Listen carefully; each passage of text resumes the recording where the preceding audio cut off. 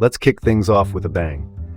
Today in Albany, New York, controversy is brewing with a landlord-tenant dispute taking a violent turn, and New York's fight to keep its congressional voices is heating up, among other stories.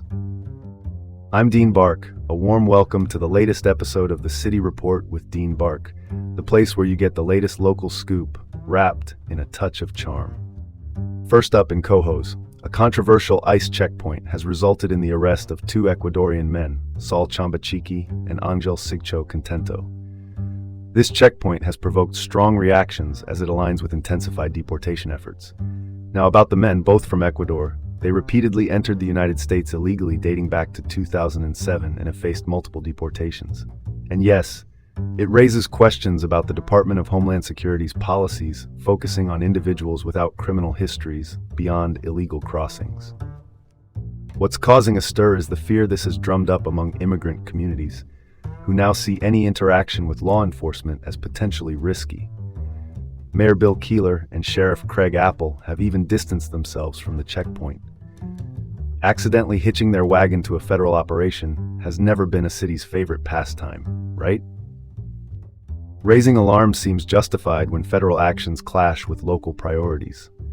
The cooperation between local bodies and ICE, raises jurisdictional debates, like a landlord cranking up the rent out of nowhere. Moving on. In Lake Luzerne, a truly concerning event unfolded as a couple decided to turn a landlord-tenant dispute into Grand Theft Auto Reality Edition. Both 27 years old, they face serious charges after allegedly running over their landlord with a truck, all while their 3 kids were along for the ride. After the alleged vehicular rampage over the landlord, the couple continued their assault before fleeing the scene. Charges have been laid, and they've now been handed guest memberships at the Warren County Jail. However, details of the landlord's injuries are still under wraps, leaving it a bit of a cliffhanger. The severity of this incident cries out for examination. Are we looking at a breakdown in tenant-landlord relationships that need addressing?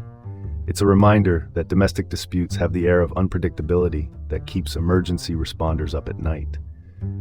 Serious charges indeed, highlighting that boundaries were not just crossed but entirely disregarded. Next up, experts in New York are pushing for the creation of a state census office. Why?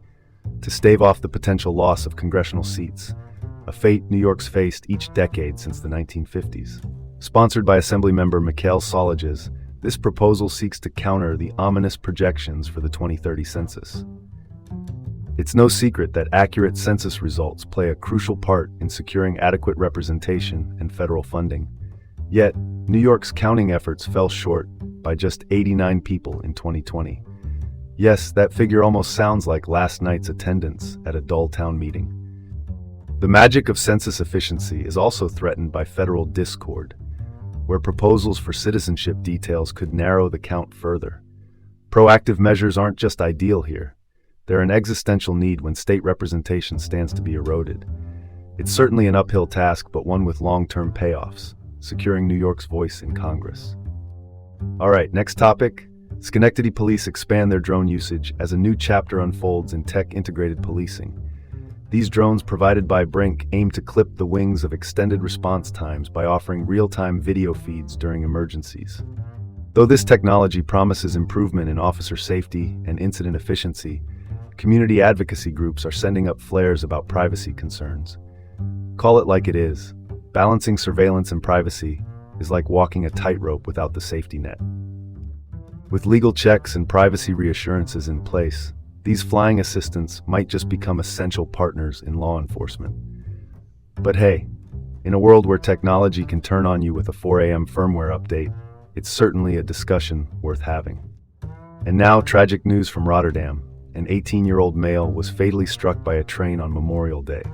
Imagine the heartbreak. Initially unidentified due to the absence of ID, authorities had to navigate through official channels to ascertain his identity. Local EMS and fire departments responded swiftly, yet the complexity of train safety remains daunting. Public safety near tracks focuses on infrastructure enhancements and awareness, missions too essential to put on the back burner. Accidents such as this might highlight areas in dire need of improvement and attention. That's the story right there. Ensuring the safety of our loved ones is no accident and demands conscious efforts. Thank you for tuning into the City Report with Dean Bark here in Albany. Remember to stay informed and join us tomorrow for more news highlights. Let's tie a bow on that.